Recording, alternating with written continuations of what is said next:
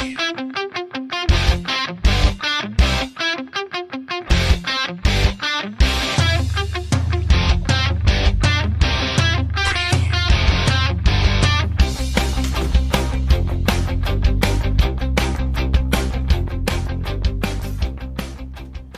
morning, Mr. Wright. May I help you? Good morning, Mr. Wright. It's Mary Jo in the office. Hey, MJ, how you doing? Good. How are you? Good. What's up? Just want to let you know that the office is getting calls out here from reporting that they've seen Dr. Indeglio over in Downingtown West parking lot, sitting in his truck, staring at the new Royal Farms. All right. Did they give you any other information? How long he's been there? Is he alone? Maybe in the past half hour. He's by himself. He's just staring at it, and they're kind of wondering. It looks kind of curious. MJ, I was afraid this might happen. All right. Thank you for letting me know. Yeah, I'll head down there right away. Thank you. Okay. You're welcome. Bye-bye. Bye.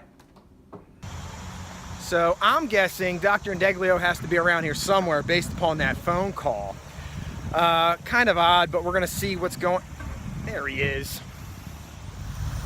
All right. Dr. Indeglio! Oh, hey, Mr. Wright, how are you? I'm great. What's going on? Man, you see this progress? It's amazing. I think about 4 weeks, they're going to be ready to open. That's the word. That's the word. Funny thing, though. Got a couple phone calls at the office about you. About me? Yeah. What? I don't know. Some people might, I guess, find it a little bit odd that you're sitting out here in your truck gawking at the worksite there. Oh, really? Yeah. Well, have these people ever been to Royal Farms? I don't know. Have they ever had the bone-in or bone-out fried chicken? The delicious batter? The amazing mac and cheese? Homemade from scratch? Yeah. About 100 different coffee selections and soda selections? You had at least 4 different slushy selections? You had me at chicken. But the problem is, we've got work to do. We are 9 days out. Students will be here. We've got a few more things that we need to wrap up. We've got to create our informational video for parents and students. All right, yeah, you're right. You're right. I'll tell you what, though, let's go get that done, and then afterward, we can talk about lunch. Hello, everyone, and welcome to the 2017-2018 edition of Downingtown Middle School. So excited to be back here with you, Dr. Indeglio. You too, Mr. Wright. This is our annual informational video. I'd like to send this out a week or so before the students come back in the building. Some very helpful information for parents and students alike. Yeah, we try, yeah. And that's what it's all about. I say we jump right in. Let's jump right in. Yeah. Let's jump right in. We're going to talk first and just give you a little bit of a reminder about some of the information we put out to you last spring, where we talked about a little bit of a different scheduling approach at Downingtown Middle School. In the past, we've traditionally run, like a middle school does, a team-based schedule. So the students would be in the same 4 core classes on their team. Now, we're changing things up a little bit for this year. Mm-hmm. The reason we did it, as explained in that email, is we wanted to provide as many options for our students to give them the best learning experience possible. Okay. Here's how we felt we could do that in the best possible way. We're switching to a philosophy that we like to call home-based teams, which means if your student is on a team, they are going to have homeroom, which is at the beginning of the day, their reach/advisory period at the end of the day, and their final organized period at the end of the day, all on the same team with all the other homerooms and home bases that are on 7A. But that's not it, right? But that's not all. In addition, all of those students will also be on the same team with the same teachers for science and history. So home-based teams essentially translate to homeroom, reach, organized, science, and social studies. And probably, although not every situation, but probably lunch and encores too. Most likely lunch and encores, because the way the schedule plays out, as Mr. Wright developed it beautifully, keeps most of the kids on their teams in the same luncheons and stuff. But there are some changes in there. So it sounds to me like kind of the best of both worlds. You have a home-based approach. Yes. Core teachers get to know their team of students very well. But then they're not bound to that team necessarily for English and math. Correct. That gives us flexibility to really give kids what they need. Especially in the areas of encores, getting the leveling right and balancing class sizes. Now, some people have asked the question, well, traditionally, when you do teams in the old-fashioned sense at the middle level, those team core teachers know those kids so intimately that it makes that communication about the kids so that no one can get left and dropped in between the cracks. Sure. We've found a way to make sure that that doesn't happen regardless. Right. As part of the schedule, the teachers are going to be meeting 3 out of the 6 days in our cycle. Right. And here's how they'll be meeting. They will be meeting as a home-based team. Okay. They will be meeting as a grade level department team. For example, all of the math teachers in 7th grade will have a meeting time. And they'll be meeting as an entire core at grade level. So all 16 core teachers in 7th grade will be meeting once per cycle. Those meetings will also be occurring with the administration present, our guidance counselors, our academic advisor, and our crisis prevention specialists where needed. This will ensure more communication taking place among all the adults than we've had in the past. No child, well, I hate to say left behind, because that's negative connotations there. Sure. But it fulfills our motto of every child, every day. Yeah, I feel like this enhances the opportunities for discussion, for identifying those students that need help in any number of areas. So I like it. I'm excited. Now, many of you have already taken a look at your schedules, printed them out, and come and walk through the building to see where the rooms and everything are. That translates to the changes we've made in the overall building setup. And we talked about that in the spring as well. So we are now organized from a core perspective, all of the math classrooms, all of the history classrooms, ELA classrooms in the same location. And we've tried to keep our encore areas in the same location as well. People get nervous about that first day of school, and that's what we're going to kind of talk about and roll into right now. But here's a quick, important reminder for you. Make sure that you check your schedule all the way up till the day before school starts. As we stated in that email that went out to everyone when the parent portal opened, changes have to occur through the beginning of the school year. Schedules are not solidified 100% until we start the school year. That's right. Now, if you have a complete schedule in the system already, the chances of things changing drastically are very, very minimal. But we're still dealing with new registrations and scheduling new students, and some changes still abound. So make sure you check the night before. That's important. But when those kids get here on the first day, Mr. Wright, we've got them covered. For the incoming 7th graders, don't worry. Those buses are going to drop you off on the gym side of the building. Correct.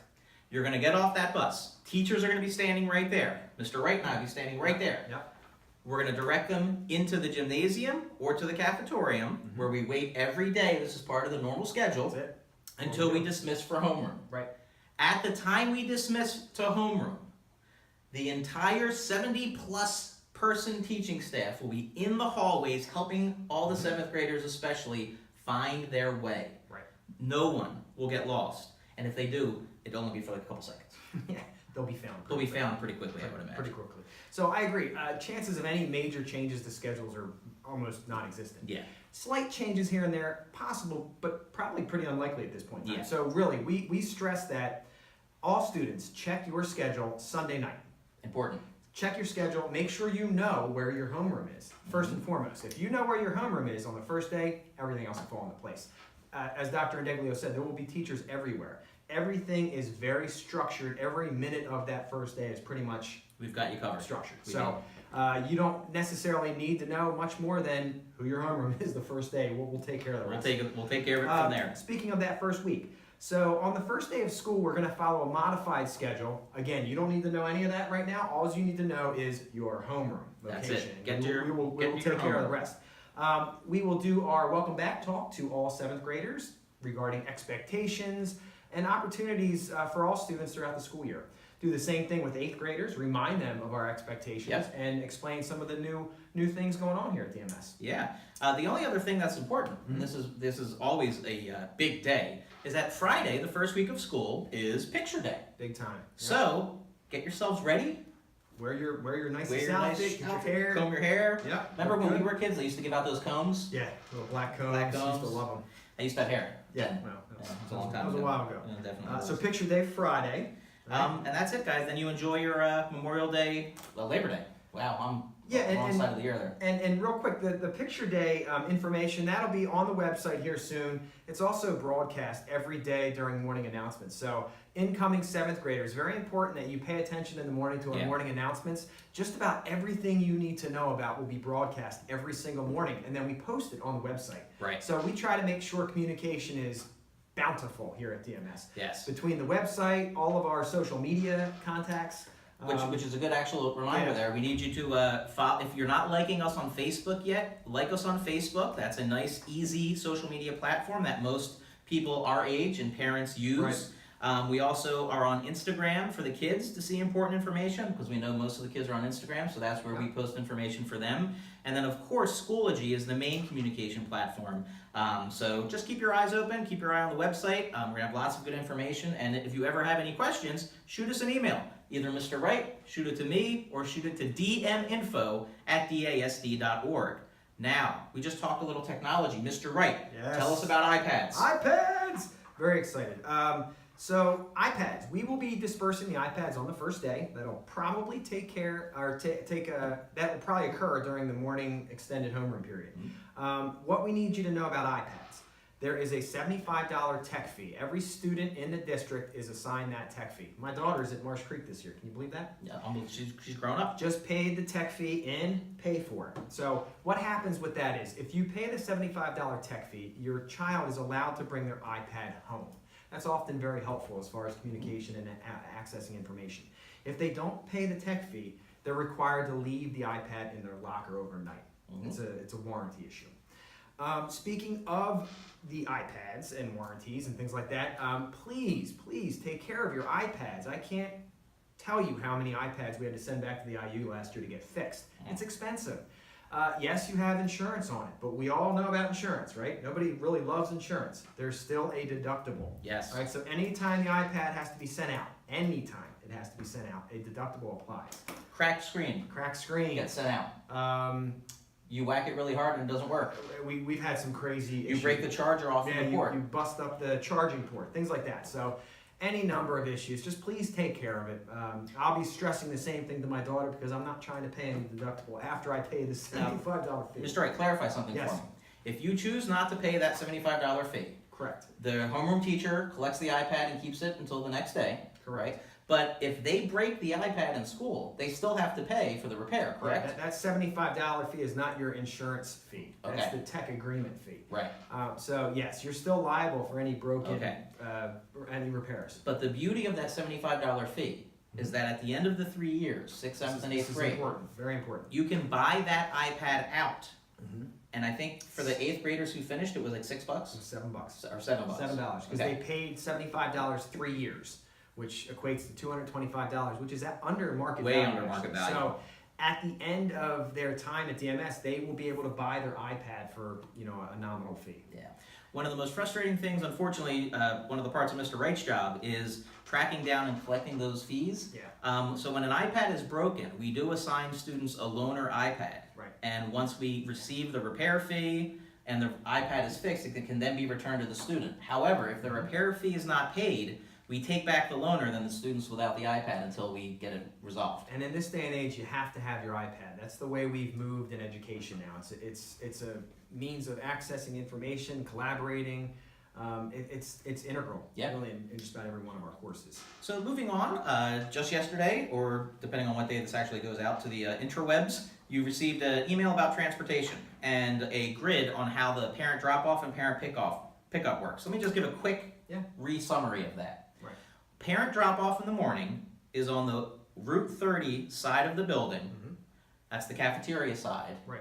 And then it follows the pattern you saw on that diagram to go through that lot. Pickup at the end of the day is the same exact process. Now, we've had complaints from parents over the years. It's too unorganized in that lot. We agree. However, we don't have staff, and we're not able to put people out there in the mornings and at the end of the day to monitor that. It's simply a staffing issue. Well, and frankly, even if we did have staff, there's just not enough room back there to have all these cars in the morning and the afternoon. Correct. More importantly, though, and this is what we emphasized in the email, it's not an issue if your kid takes the bus. Right. We strongly encourage parents, please take advantage of using buses in the morning and in the afternoon. 3 campuses, 3,500 students, 70 buses, AM and PM. That's how much traffic is moving in and out of campus, in addition to several hundred parking spaces assigned to students. It's a quagmire. Even worse, with Royal Farms opening, it's going to further cause congestion and traffic when that happens in 3 to 4 weeks. The easy solution, use the buses. We're begging you, we're asking you, we're hoping. Now, do not come in the mornings or after school ends, prior to school and after school, and park in front of the building or drop off in the front of the building. We have to keep that lane clear for our special needs buses. It's critically important. Our students need that space. However, if you're picking your student up for an appointment or bringing them back from an appointment during the school day hours, park up front in one of the visitor spots, come to the foyer, and then you can bring your kid back or pick your child up. Okay, so that's when you do park in the front. Yeah. We've had some issues, and it seems like it happens every year where there's parents that for whatever reason park up front during the bus pickup, and it's uncomfortable. The buses can't get to the curb. The students are waiting. It's unsafe on top of that. We've got to make good choices to keep everybody safe. All right, so that's transportation. Oh, one more thing about transportation, and most of you know this already. If your student is participating in an after-school sport, club, or activity, we don't have extracurricular buses, so they do have to arrange for transportation home, which brings us to our next topic, clubs, tutoring, and sports. Very excited as always to present lots of opportunities to get involved for our students. So the club and tutoring list will be coming out soon. We post that on our website, and we also blast it out just about every day during announcements, Schoology, you name it. But here's the thing you got to remember. We want all of our students to get involved in clubs or sports. I recommend at least 2 a year, which really isn't that many when you think about it. You'll meet new friends, you'll find new activities, you'll find new skills that you might not know you had. So we really push clubs and sports here at DMS. Also the tutoring options. So we have before and after school tutoring for math, ELA, world language, you name it. So again, that's an opportunity, and some were heavily attended last year and some weren't. We'd like to see every session full. Absolutely. Quick note about sports and physicals and all that information. If you're looking for that information still, we did put out a mass communication message, I think it was last week. But if you're looking to find it, go to our website. Across the top banner, go to athletics. That will give you a drop-down menu. The very first item on that drop-down menu has all of the fall sport information. Every sport, all the forms you need, all the information you need. That's where you want to go to find all that sports information. Yeah. Everything you need is there. Physicals, you don't need to bring your physical in next week. You can bring it on the first day of school. As long as your child has a physical with them, they will be able to try out and do a practice. Yes, and nothing's happening really the first day of school. Yeah. Anyway, that different first high week school. thing. They try to get going there in the summer. Nothing happens prior to the start of school. Yep. So. Now, a bigger push for those immunization forms is occurring. If you're bringing those in during the summer, just get them to the nurse. If they already have them and they're completely updated, we don't need new copies. They're on file. We have them. So we just want to get those into the nurse. You can scan them and email them and send them to Jane Smith. Any way you can get them to us in form, we'll take it and we'll roll with it. Important for any number of reasons, but particularly, we don't want any student to be excluded. And what happens is unless a student has an exemption, if they don't produce an immunization record, they get excluded from school in the springtime. That's uncomfortable for everybody. We don't want any child missing any time whatsoever. So no, and that's bad. A lot of questions about lunches and snacks for kids who have the later lunches. Our teachers are going to be well aware of when their core classes are taking place and when most of those kids have their lunch. And we do work in time to have snacks for students, safe snacks, throughout the course of the day. So just because your child has third lunch doesn't mean they won't have a chance for a snack. Posted on our website, and we are going to resend this out multiple times through the year, is our safe snack list. Critically important that we follow that safe snack list. We have life-threatening allergies in the building, and we want to make sure that we're very respectful and as safe as humanly possible in regards to those. And that goes for the bus too. Very, very important to be careful on the buses as well. Yep. So that last lunch starts at 12:44. So you can bring a snack. Every teacher in the building will let you have a snack. Second, third, fourth period. Whew, we just covered a lot of information, Mr. Wright. A lot of stuff, and I want to stress, any questions you have beyond any of this at any point during the school year, email. We'll get back to you probably Definitely. in a few hours. Like Mr. Wright said, for especially our incoming 7th graders, we want you to get involved. We're going to try to provide as many opportunities for authentic growth experiences here at Downingtown Middle School. And really, we want to keep focusing on true learning. Yep. We want to provide our students with rigorous education, with strong student engagement. We want to give them chances for authentic learning. We need our students to take personal responsibility for that learning. We need them to show empathy to others. We need them really to embrace what we're doing here. And the promise we will make you as a staff, and moving forward, especially I'm going into my 8th year, I believe now, at Downingtown Middle School, and I feel strongly about this. Sure. The days of focusing at all on standardized test prep and keying in on, well, these are the things that are quote unquote important to get into college when we know they're not. Right. We're not going to have the emphasis there. We want to focus on true authentic learning more so than ever before. This is a great building.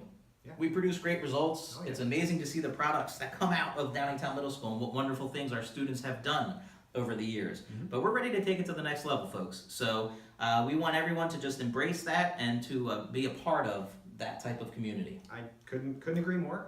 Tremendously proud to be here in that we focus on whole child development. So it's not just about academics. We're also worried about emotional, physical, mental health. My own 3 children will be coming to this building, and I couldn't be happier. We've always, I felt, focused on authentic learning, but the test, the mania around the high stakes testing, it's paramount. It was always paramount. You couldn't avoid it. Well, that's starting. The pendulum's coming back now. Yep. We just had a 20% reduction in PSSA tests, so very excited to embark on less test prep stuff and more authentic learning, focusing solely on rigor and student engagement. And students are engaged when they are interested in what they're learning, when they feel excited about what they're learning, when they have opportunities for collaboration and to actually produce things. Right. You know, so we're going to focus heavily on those transferable skills. Absolutely. And that's what it's all about. You know, it's not just memorizing facts and figures and doing pages and pages of homework. None of that anymore. No, we need Those students days to are leave gone. here equipped with skills to access information when they're gone. Yeah, I mean, I'll take that to the next level and I'll summarize it in a sentence. Great. We need our students to become critical thinkers who can solve problems creatively in the world in any context. Love it. And that's where our focus is going to be. Yeah, those students will be successful no matter which path they choose. Exactly. So, yeah. So we can't wait to get started. We hope you're having a last good week of summer. Stay safe. Stay dry. We're going to get some rain, I think, here in a little bit. Supposed to open up this weekend, but And then we can't wait to see you in a week. very excited. Can't wait to meet you.